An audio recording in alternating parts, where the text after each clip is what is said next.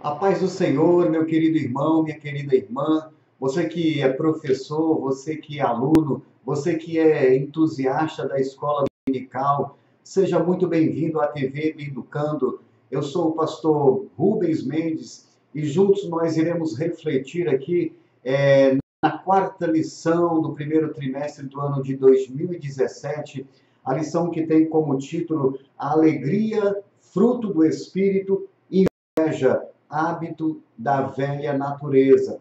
Nós, nas primeiras aulas, nas aulas anteriores, nós já tivemos a oportunidade de refletirmos acerca dessa oposição que há dentro do homem, essa oposição carne versus espírito. Então, nós tivemos já a oportunidade, mesmo de uma forma panorâmica, de refletir um pouco sobre o fruto do Espírito, sobre as obras da carne, como essa batalha, essa verdadeira batalha espiritual se processa dentro de nós.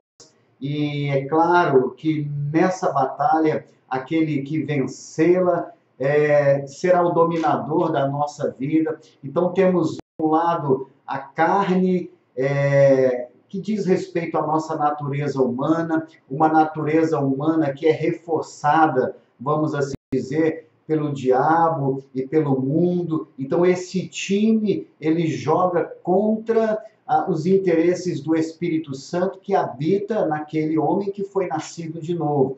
Então, de um lado, a carne com os seus companheiros e, do outro lado, o Espírito. Repetindo, aquele que prevalecer nessa batalha receberá as rédeas do nosso viver e será o dominador da nossa vida.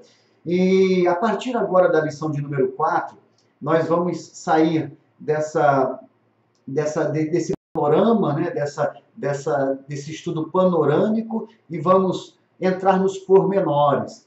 E nós estaremos estudando, então, a partir de agora, acerca dos pormenores do fruto do Espírito, sempre lembrando que o fruto do Espírito é no singular, não são os frutos do Espírito, mas é apenas um fruto com 9 manifestações, e nós estaremos em algumas lições estudando uma oposição entre uma manifestação do fruto do Espírito e uma manifestação da obra da carne. Em algumas lições nós estudaremos essa oposição. E a oposição que nós estudaremos hoje é a oposição alegria versus inveja. Alegria como uma manifestação do fruto do Espírito e a inveja como uma manifestação das obras da carne.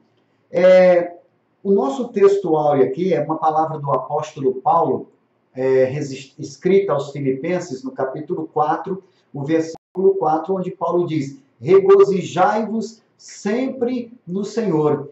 Outra vez digo, regozijai-vos. Então, eu queria chamar a atenção para essa expressão de Paulo, fato de regozijarmos sempre no Senhor, em todo o tempo. Não é regozijar-se apenas quando as coisas estão convenientes. Não é regozijar-se apenas quando as coisas estão adequadas, quando elas estão correspondendo às nossas expectativas. Mas regozijar-se sempre no Senhor é regozijar-se independente das circunstâncias, independente da situação, nós estaremos nos alegrando na presença do Senhor. A questão da alegria ou do gozo, né, é uma outra, em algumas outras versões, ao invés de alegria, esse versículo, essa primeira manifestação do fruto do Espírito, é conhecida também como gozo, né? E a questão da alegria ou do gozo, essa questão está fortemente relacionada à satisfação. Em contrapartida, a inveja, que é a manifestação da obra da carne, né, ou das obras da carne que nós estudaremos hoje, a inveja é a marca dos insatisfeitos. Então, por um lado, a alegria fala da satisfação que nós podemos sentir em Deus. E a inveja fala acerca de uma insatisfação que é a marca daquele que é controlado pelas obras da carne. Então, para que nós tenhamos essa satisfação, esse gozo perene, esse gozo constante, dito aqui por Paulo, é fundamental que tenhamos em mente que a satisfação ou gozo no Senhor não funciona na mesma cinemática da satisfação com relação às coisas dessa vida, as delícias desse mundo. Então, elas caminham em sentidos opostos. O homem que se deleita no Espírito, que vive no Espírito, esse homem se deleita em valores diferentes, nos valores diferentes aos deleites daquele homem natural, né? Então, além também dessa questão da alegria e do gozo no Senhor, dizer respeito a uma vida de satisfação, a alegria também e o gozo no Senhor dizem respeito àquela pessoa que não é escrava, que não é escravizada pela ansiedade. E eu gostaria de chamar a sua atenção aqui nesse instante para essa questão da ansiedade, que foi por várias vezes, né, ali trabalhada por Jesus. E o próprio Jesus, no Evangelho de Mateus, no capítulo 6, no verso de número 26, ele nos manda, né, ele manda aquele que é movido pela ansiedade, aquele cuja alma é dominada pela ansiedade, o Senhor dá uma ordem, o Senhor dá uma recomendação, conforme vemos em Mateus, no capítulo 6, no verso 26, quando ele diz: olhai para as aves do céu, não semeiam e nem cegam, e nem ajuntam em celeiros. No entanto, o vosso Pai Celestial as alimenta. E ele ainda completa: não tendes vós muito mais valor do que as aves? Né? Então, a gente pode ter certeza de uma coisa. Preste bastante atenção nisso. Você que, de repente, está vivendo um momento difícil por conta dessa crise que tem solapado a nossa nação, e, inclusive, muitos servos de Deus, nesse exato momento, estão passando por momentos difíceis. Talvez alguns perderam o emprego, talvez alguns estejam pensando como vai ser o amanhã, o que vai comer e dar para os seus filhos comerem. E é natural que venha essa preocupação, porque, de certa forma, nós somos carne, né? Nós temos uma natureza humana. Mas ao ouvirmos essa recomendação do Senhor Jesus de não estarmos ansiosos por coisa alguma, nós devemos aprender aqui, nessa lição do Senhor, com o pardal, com a ave, né? Você que de repente está aí ansioso pensando como é que vai ser o dia de amanhã? Será se amanhã eu vou ter comida para colocar na mesa? Ora, pense numa coisa: se amanhã você abrir a janela da sua casa e ao olhar para fora, se você se deparar com um pardal, imaginemos assim, um simples pardal se alimentando ali na terra de algo que lhe serve como nutriente, de algo que lhe serve para o seu sustento. Se você perceber que há um pardal se alimentando, tenha certeza, o Senhor não vai deixar faltar também na sua mesa. O Senhor não vai deixar faltar na sua despensa. Porque se ele alimenta e continua alimentando o pardal, como ele deixará de alimentar os seus filhos e filhas que buscam e esperam do Jeová Jireh, do Deus da provisão, os recursos para o próprio sustento.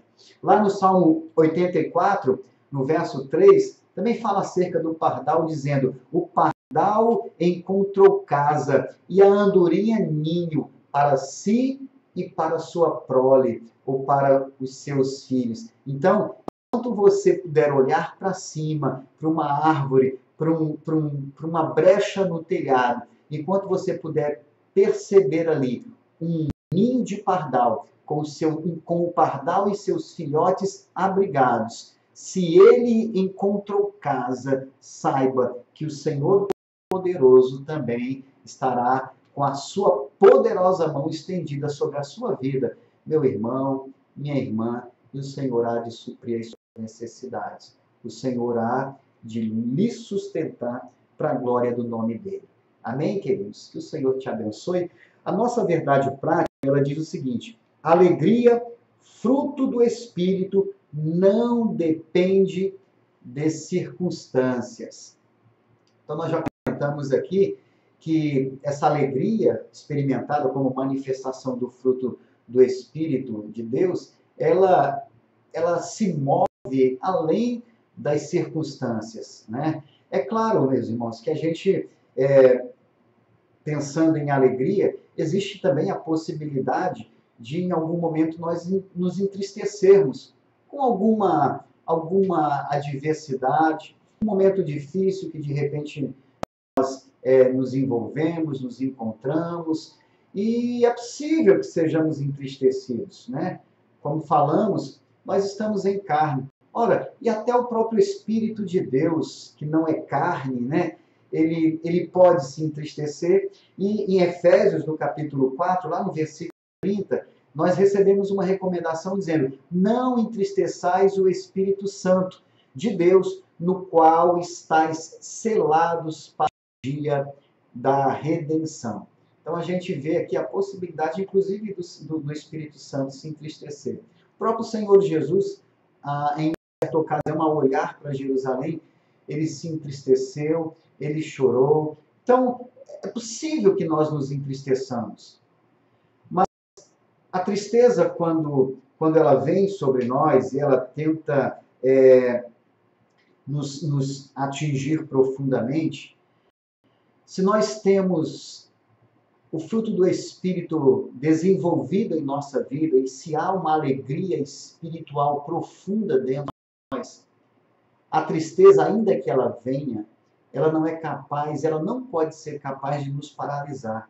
Ela não pode ser capaz de nos desanimar, porque esta tristeza, quando ela começa a penetrar no nosso interior, e eu digo isso de uma forma figurada, eu digo isso de uma forma metafórica, a tristeza, quando começa a penetrar em nós, em algum momento ela vai se deparar com essa alegria, com esse gozo do Senhor que está presente. Então essa tristeza, ela vai ser anestesiada pelo gozo do Senhor. E ainda que aquilo que ocasionou a tristeza, a causa da tristeza não seja enfrentada ou não seja debelada, as consequências dela, com certeza, serão. Por conta desse gozo, dessa alegria que brota e que desfaz todo o efeito devastador que a tristeza pode gerar na vida de alguém. Amém, meus irmãos? A leitura bíblica em classe encontra-se no Evangelho de João, no capítulo 16, dos versos 20 ao verso 24. E a nossa introdução aqui, nós não vamos nos ater na introdução, porque essas preliminares ditas até agora já acabam por servir, né, como a nossa introdução. Aliás, coisas que nós comentamos têm muito a ver com o que está aqui registrado na introdução. Então, eu queria chamar a sua atenção aqui para o tópico 1 da nossa lição, que fala acerca da alegria, a felicidade interior. A alegria, vírgula, felicidade interior. E o subtópico 1 diz: alegria do Senhor. Eu gostaria de chamar a sua atenção, como nós temos feito, mas não abordamos ou nós não destrinchamos aqui exaustivamente os tópicos, mas pintamos algumas coisas, alguns pontos desses tópicos para refletirmos. E que essas coisas, meus irmãos, guiadas pelo Espírito de Deus, sirvam de recursos, né, e de riquezas para nós nessa reflexão, e que você, de repente, possa se valer de algumas dessas riquezas para enriquecer a sua própria aula. Você que é professor, você que está engajado aí no Ministério do Ensino da Palavra de Deus, eu gostaria de destacar aqui, do subtópico 1, o seguinte: a alegria do Espírito é um estado de graça e de bem-estar espiritual que resulta da comunhão com Deus. Olha que coisa interessante. A alegria do Espírito é um estado de graça e de bem-estar espiritual. E é interessante que quando nós estamos sendo tomados por algum mal-estar, por alguma indisposição, a tendência natural é que nós nos tornemos mais intolerantes, mais críticos, mais murmuradores, mais ácidos. Isso acaba sendo o reflexo de alguém que está com mal-estar, né? Alguém que está sentindo mal-estar acaba tendo a sua tolerância diminuída. Mas, em contrapartida, aquela pessoa que está se sentindo bem, está com bem-estar, essa pessoa ela se torna mais longânima, ela se torna mais tolerante, ela se torna mais paciente, ela se encontra num estado de satisfação e por estar num estado de satisfação, ela não vê motivos para estar reclamando ou para estar murmurando. Então ela acaba por não ser uma pessoa ácida.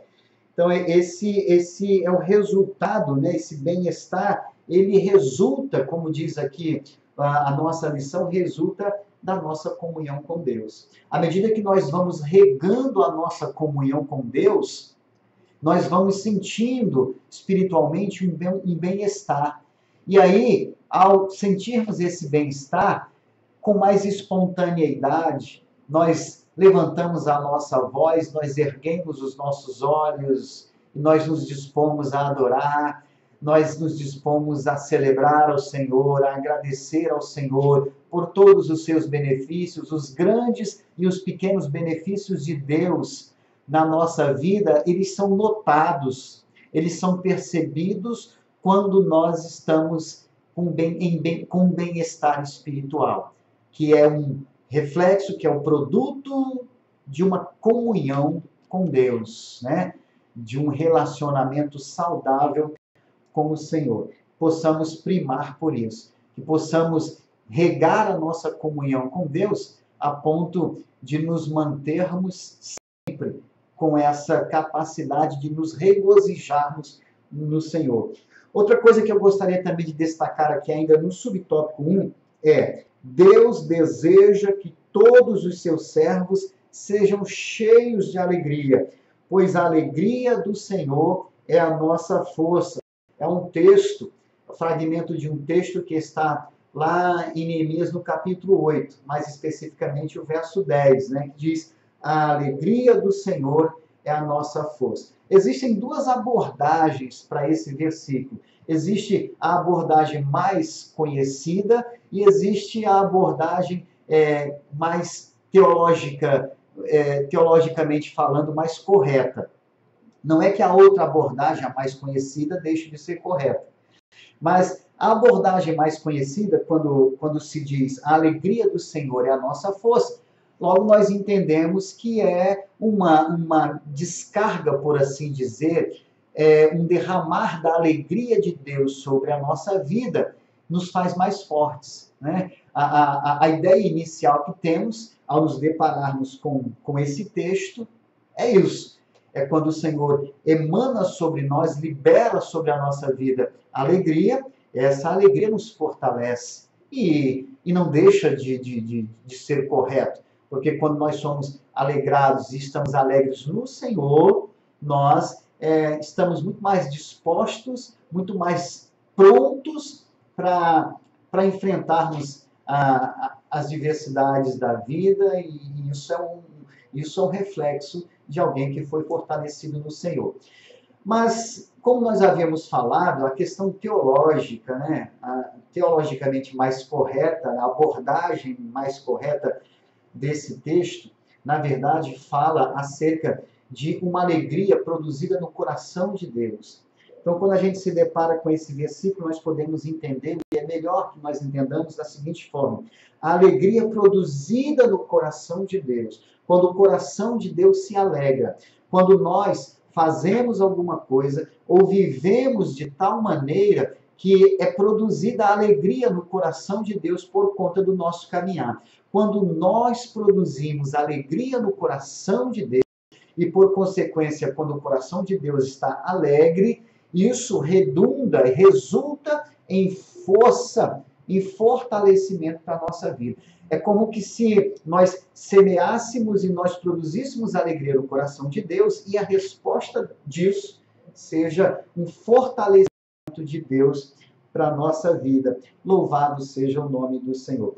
Gostaria de destacar também aqui, ainda nesse subtópico 1, o seguinte: Paulo incitava os crentes a serem alegres em todo o tempo. Isso é muito interessante, porque quando Paulo diz, regozijai-vos sempre no Senhor, outra vez digo, regozijai-vos, Paulo não apenas disse através de palavras, mas por atitudes, por ações, por condutas, né? E é importantíssimo nós seguirmos esse estilo, aprendermos com Paulo, seguirmos esse estilo de vida onde as nossas palavras sejam perfeitamente compatíveis com as nossas ações. Então, Paulo, na verdade, recomendou e exortou-nos a nos regozijarmos sempre, e ele mesmo mostrou que é possível isso acontecer. Ele viveu momentos adversos, momentos difíceis, inclusive o momento em que ele estava preso, né? Ele estava na prisão, e ali na prisão, junto com seu companheiro Silas, ele cantava ao Senhor.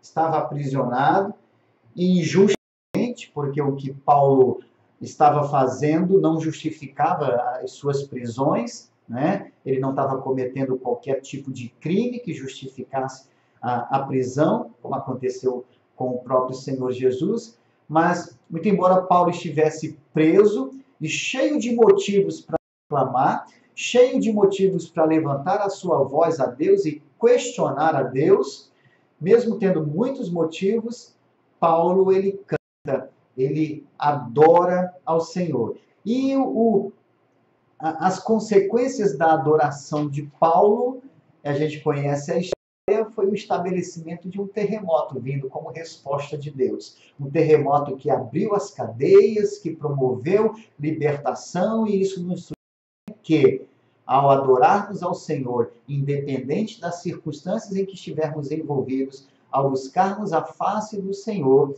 o Senhor promoverá livramento para a glória do nome dele. Mas uma coisa precisamos ter em mente, que a despeito de todas as oportunidades que temos para nos alegrarmos em Deus, o motivo maior mesmo é o fato dos nossos nomes estarem escritos no livro da vida. Louvado seja o nome do Senhor. O subtópico 2 diz o seguinte: a fonte da nossa alegria. E o texto diz: Deus é a fonte da nossa alegria e de todas as dádivas que nós recebemos. E por conta disso, irmãos, nós precisamos aprender a perceber, né, que o Senhor é essa fonte.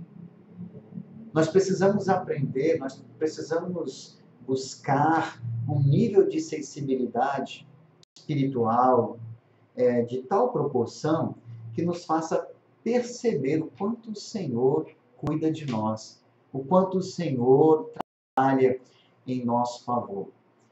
E eu costumo dizer que se nós devemos viver um estilo de vida, se o Senhor decidisse, é claro que Ele não vai decidir isso, mas se Ele decidisse hoje, nesse exato momento, parar de nos abençoar, se Ele tomasse essa decisão e a partir de então Ele não mais nos abençoasse, Ele não mais estendesse as suas mãos para nos dar cobertura, para nos dar provisão, para nos sustentar, para nos livrar, né, de tantas ameaças. Se Ele decidisse hoje não fazer mais nada por nós, ainda assim, eu, você, nós temos motivos de sobra para sermos gratos ao Senhor por todos os dias restantes da nossa vida. Porque o que o Senhor já tem feito em nós, por nós e através de nós, é muito mais, infinitamente mais do que nós somos merecedores. Essa habilidade, essa capacidade de se regozijar no Senhor, tendo no Senhor a fonte dessa alegria, me faz lembrar aqui daquela situação pela qual passou Estevão. No momento em que Estevão estava sendo apedrejado por anunciar, por declarar a verdade de Deus para aquele povo então decidiu apedrejá-lo. E quantas foram as pedradas, né? Provavelmente quantas foram as dores por causa de cada uma daquelas pedradas que Estevão deve ter sentido. Mas uma coisa que a gente pode ter a certeza, assim como aconteceu com Estevão, que estava sendo apedrejado, estava sendo injustiçado, estava sentindo dores por conta das pedradas. Aquelas pedradas estavam lhe machucando e promovendo sofrimento. Mas algo extraordinário estava acontecendo também naquele exato momento. As pedras atingindo Estevão, e Estevão olhando para o céu, e vendo os céus abertos, e vendo o Senhor ali de pé. Que coisa tremenda, que coisa maravilhosa é saber que o Senhor, Ele prover meios para, a despeito dos sofrimentos, anestesiar a nossa dor. E Estevão estava sendo apedrejado, mas diante da visão do céu aberto, não tem como não se deleitar, mesmo com tantos motivos para chorar, para se desesperar, né? Estevão se alegrava na presença do Senhor. O tópico 3, aqui o subtópico 3, melhor dizendo, aqui do tópico 1 ainda, estamos no tópico 1, o subtópico 3 diz a bênção da alegria. E eu gostaria de destacar aqui, desse subtópico, o seguinte: o regozijo vem da comunhão com o Pai. Essa comunhão é estabelecida mediante a oração, a leitura da palavra e o jejum. Meus irmãos, nós temos aqui 3 ferramentas poderosíssimas e os 3 principais recursos para alimentarmos a nossa comunhão com Deus. Nós temos aqui a oração, que é a principal forma de nós falarmos a Deus. Nós temos aqui a leitura da palavra, que é a principal, dentre muitas outras, mas é a principal forma de Deus falar conosco. E nós temos aqui o jejum, que é, na verdade, a ferramenta que mantém esses outros canais desobstruídos, tanto o canal da oração, como o canal da leitura da palavra. Então, usando essas 3 ferramentas, nós iremos orar ao Senhor e iremos apresentar ao Senhor aquilo que realmente é digno de ser apresentado. Porque quantas vezes, irmãos, a gente ora ao Senhor e a gente leva a Deus necessidades que, na verdade, não são necessidades, né? Nós somos recomendados, nós somos alertados pela palavra de Deus com o seguinte texto: pedis e não recebeis, porque pedis mal, pedis para os vossos próprios. Isso pode acontecer em algum momento também na nossa caminhada com Deus. Nós podemos expressar ao Senhor uma necessidade que, na verdade, não é uma necessidade. Então, uma oração que ela flui através de uma vida consagrada, uma vida que jejua, essa oração ela começa a entender, a captar quais são as prioridades de Deus, e aí nós estaremos orando alinhados com a vontade de Deus. Sabe de uma coisa, irmãos? A forma mais rápida de nós visualizarmos e vivermos os milagres de Deus e experimentarmos as respostas de Deus às nossas orações, a forma mais rápida, a forma mais eficaz, né, para que isso aconteça, é aprendermos a orarmos dentro ou alinhados com a vontade de Deus.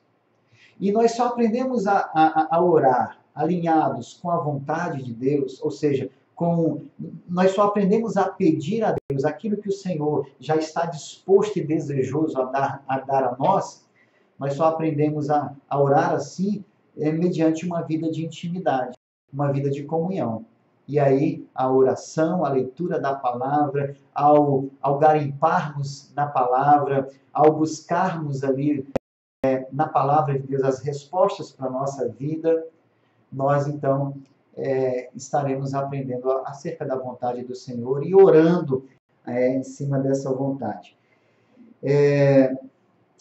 Vamos agora para o tópico de número 2, que fala acerca da inveja, o desgosto pela felicidade alheia. Isso é terrível, né? Agora estávamos falando sobre uma manifestação do fruto do Espírito, que é a alegria, que é o gozo, mas agora vamos na contraposição, né? Nós vamos aí dar uma guinada de 180 graus e vamos falar um pouco sobre a manifestação da obra da carne que se opõe à alegria, que é a inveja, né? A inveja, ela é marcada pela insatisfação.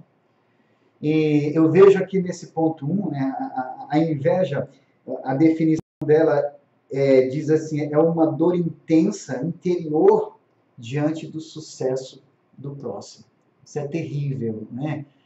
A pessoa viver machucada, viver dolorida por conta do sucesso e do triunfo e da alegria das outras pessoas. Isso é algo profundamente carnal e, por que não dizer, diabólico, porque essa ação primeiramente se deu ainda lá, né, na presença de Deus, com Lúcifer tentando ali, movido talvez, né, por esse veneno da inveja, querer se assemelhar a Deus, né?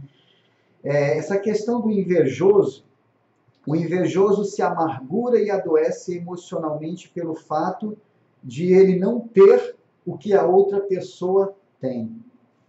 Eu me lembro do famoso mito da grama mais verde ser a grama do vizinho, né? Tem pessoas que, por mais que tenham uma grama, e quando eu digo grama, eu me refiro a qualquer outra coisa, né? Qualquer outro bem que alguém possua, que o invejoso, de repente, possuir.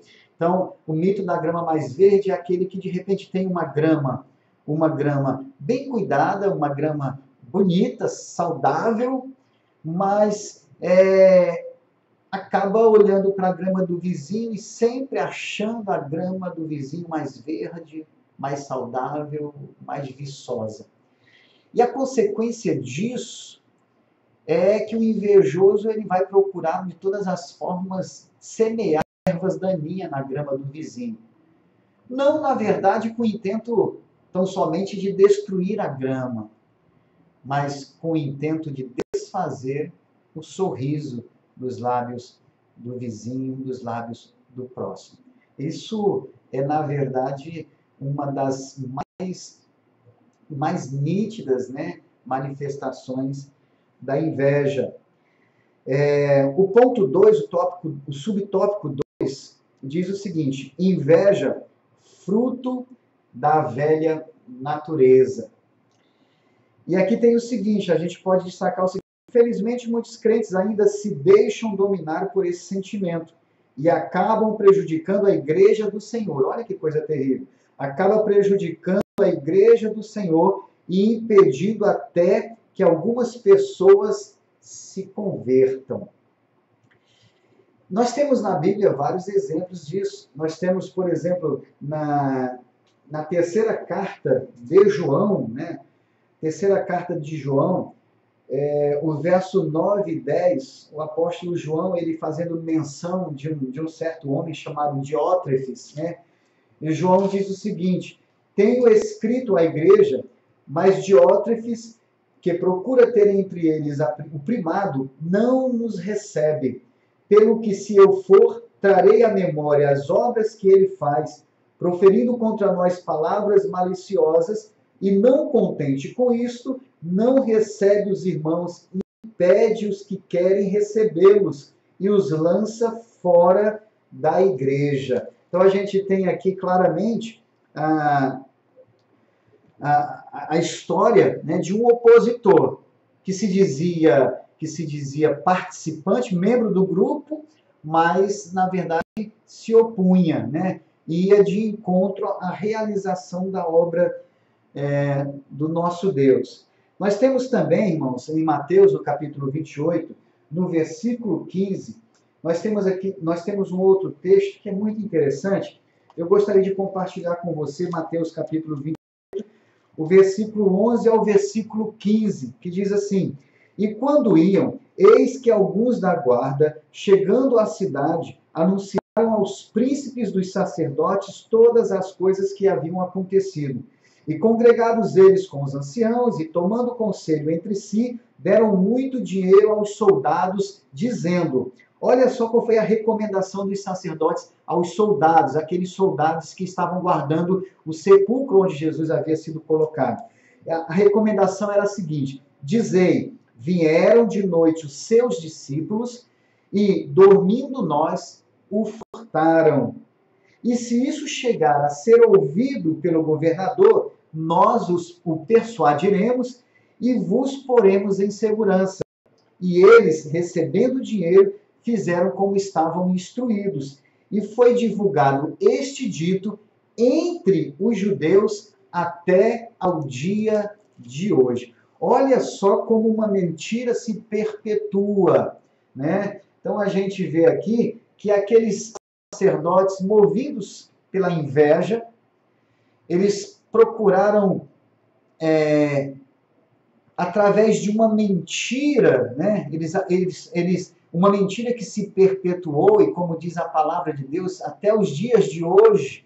E não é difícil que hoje ainda, de repente, encontremos alguém que, baseado nessa mentira, ainda afirma que a saída de Jesus daquele sepulcro não foi obra do sobrenatural, não foi obra da ressurreição, mas foram os discípulos de Jesus que surrupiaram, que violaram o sepulcro e tiraram dali o corpo do mestre. E quantas pessoas até os dias de hoje são enganadas por essa mentira, né? Mentira que se dá como oposição ao reino de Deus, né? Sacerdotes, homens que deveriam ser representantes dos interesses de Deus, acabaram por serem usados, né?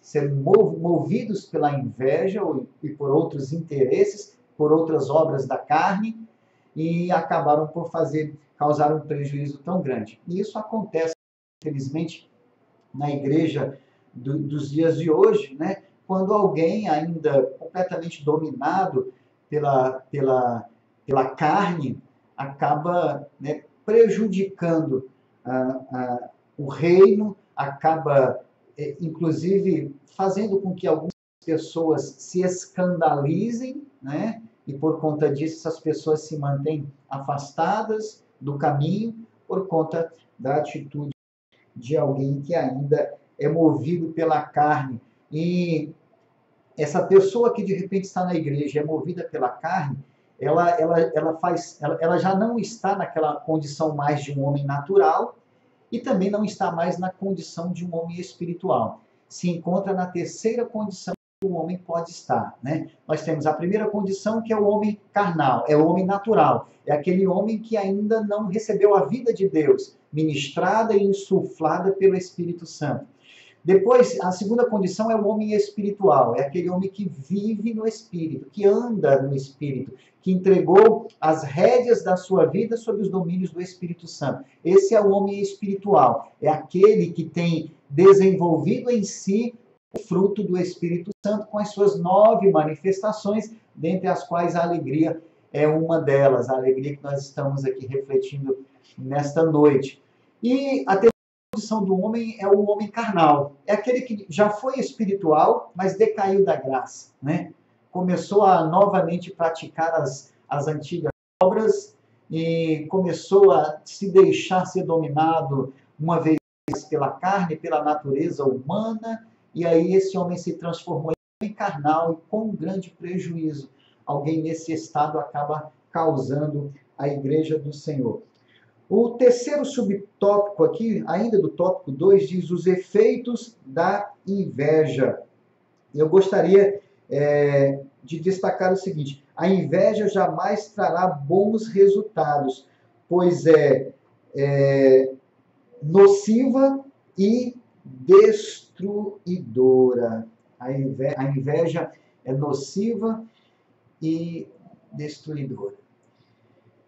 O Salmo 118, no verso 23 e o verso 24, Salmo 118, verso 23 e 24, ele nos diz o seguinte: foi o Senhor que fez isto, e é coisa maravilhosa aos nossos olhos. Este é o dia que fez o Senhor. Regozijemo-nos e alegremo-nos nele. Esse texto aqui é uma contraposição da questão dos efeitos da inveja, né? É como se fosse assim um antídoto quanto a esse veneno da inveja. Os efeitos da inveja, esses efeitos são nocivos e destruidores. Mas quando nós nos dispomos a reconhecermos que foi o Senhor quem fez essas coisas, que coisas são essas? Foi o Senhor quem, na verdade, nos resgatou. Foi o Senhor quem, na verdade, nos deu vida. Foi o Senhor quem, na verdade, supriu-nos no passado e é Ele quem continua nos suprindo e continuará por conta da sua fidelidade. Quando nós começamos a reconhecer isso, nós estamos, na verdade, utilizando um antídoto contra o veneno da inveja. O antídoto contra a inveja é a satisfação em Deus. É nós estarmos satisfeitos, né?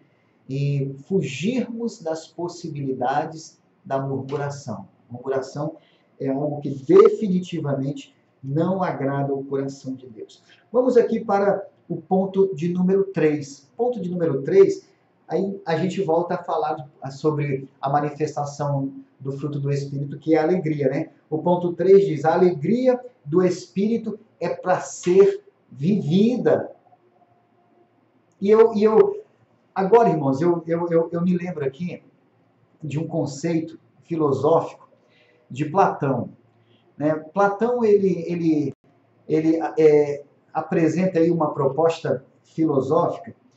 Eu não sou adepto de Platão, mas eu acabo aqui achando importante traçarmos um paralelo entre essa proposta filosófica de Platão e a nossa vida, a vida vivida com alegria. Platão, ele fala acerca do mito da caverna. E Platão, ele desenvolve ali uma teoria, um conceito filosófico acerca do mito da caverna, dizendo a caverna é um local onde alguns homens estão, alguns homens que são desprovidos do conhecimento, e por serem desprovidos do conhecimento, não conseguem acessar o mundo das ideias, que segundo Platão é onde está a luz, né? Então as pessoas ficam lá no interior da caverna, no lugar sombrio, no lugar escuro, e não conseguem acessar o lugar onde está a luz, o lugar onde as coisas estão acontecendo, o mundo das ideias. Mas, na verdade, eu quero me apropriar desse conceito filosófico, mas não utilizando os mesmos argumentos que Platão. Eu quero aqui usar o seguinte argumento. Existem pessoas que têm em si o Espírito Santo, que têm em si já semeado o fruto do Espírito, mas esse fruto do Espírito permanece enterrado na terra do coração e ele não encontra condições apropriadas para se desenvolver. E por conta disso, essa pessoa tem toda a oportunidade para ser uma pessoa feliz e viver na alegria do Senhor, mas acaba não fazendo isso. Então é como se essa pessoa estivesse lá no interior de uma caverna, sombria, escura, regada por tristeza, por angústia, quando tem a oportunidade de, através do Espírito de Deus, de viver a verdade de Deus, que é regada com alegria, que é regada com satisfação. Então não há motivos para alguém que tenha as condições para viver uma vida de alegria, continuar na clausura da tristeza, debaixo de um jugo que não é mais para estar sendo suportado, porque o Senhor, ele se prontificou para tomar esse jugo, tomar esse fardo, né, para colocarmos nas mãos dele esse peso. Então, o tópico 3 fala: a alegria do Espírito é para ser vivida. E o subtópico 1 do tópico 3 diz: a alegria no viver. Né? É exatamente isso que nós comentamos. Essa questão de alguém sair da caverna e mergulhar no oceano da graça de Deus e viver a alegria do Senhor. Como lá em Neemias, naquela abordagem do texto de Neemias, que é a mais conhecida, sabendo que a alegria do Senhor é a nossa força, é o nosso motivo de gozo, de júbilo, de satisfação. O subtópico 2 fala alegria no servir. Olha, nós precisamos ter alegria no viver, nós devemos viver com alegria, até porque isso é um poderoso testemunho para aquelas pessoas que estão a nos observar. Isso glorifica a Deus, uma vida vivida em alegria, isso exalta o nome do Senhor, mas a vida também deve ser vivida sob a ótica do servir. E na verdade, nós só podemos ser inteiramente alegres e felizes se nós entendermos esse princípio. Nós fomos criados pelo Senhor, levantados pelo Senhor para servirmos, né? Existem coisas que Deus tem ministrado à minha vida que, na verdade, não são coisas para o meu usufruto. São coisas que Deus ministrou a mim para que eu compartilhe com você. Existem coisas que Deus deu a você que você deve compartilhar comigo, deve compartilhar com o próximo. E assim nós vamos servindo uns aos outros e vamos cumprindo o propósito pelo qual o Senhor nos fez nascer de novo. E o subtópico 3 diz alegria no contribuir. E aqui o comentarista vem recomendando, vem relembrando a importância de nós sermos contribuintes, de nós sermos pessoas despojadas, pessoas que não têm a avareza, que não é preso aos tesouros dessa vida, né? Então, nós somos estimulados aqui na prática da oferta, na prática do dízimo, mas eu quero chamar a sua especial atenção nessa parte acerca dos dízimos e das ofertas, irmãos. Infelizmente, a gente percebe uma motivação por parte de muitos, uma motivação que não é a motivação ideal para quando alguém, por exemplo, vai ofertar ou vai dizimar na casa do Senhor. Algumas pessoas fazem isso, né, infelizmente, com a motivação do que vai receber em troca, sabe? Aquele ato de ofertar e faz até com alegria, cumpre até os requisitos, oferte com alegria, né? Faz isso com alegria, mas sempre já na expectativa de colher o resultado dessa semente que foi plantada. É lógico que todo mundo que vive uma vida de fidelidade, né, que honra a Deus, acaba tendo o retorno, Deus acaba abençoando sim, mas esse não deve ser o propósito maior do ato de ofertar, do ato de dizimar. Quando nós vamos ofertar, quando nós vamos dizimar, nós estamos fazendo, nós iremos fazer não na expectativa do que vamos ganhar, mas nós vamos estar fazendo isso pelo que nós já ganhamos. Então, quando você oferta como uma expressão de gratidão a Deus pelo que o Senhor já te deu. Quando você dizima, você faz isso como um sinal de reconhecimento por o Senhor ter te suprido. E o dízimo e a oferta deve inicialmente ser nessa direção, nesse sentido. É claro que em fidelidade, o Senhor ele fará com que muitas vezes mais sejam multiplicadas essas sementes que nós semeamos no reino de Deus. Amém, meus queridos? Que Deus em Cristo lhe abençoe até a lição de número 5, querendo o Senhor, e que a abundante graça e a alegria sempre presente do Senhor esteja no teu coração, em nome de Jesus, que Deus abençoe.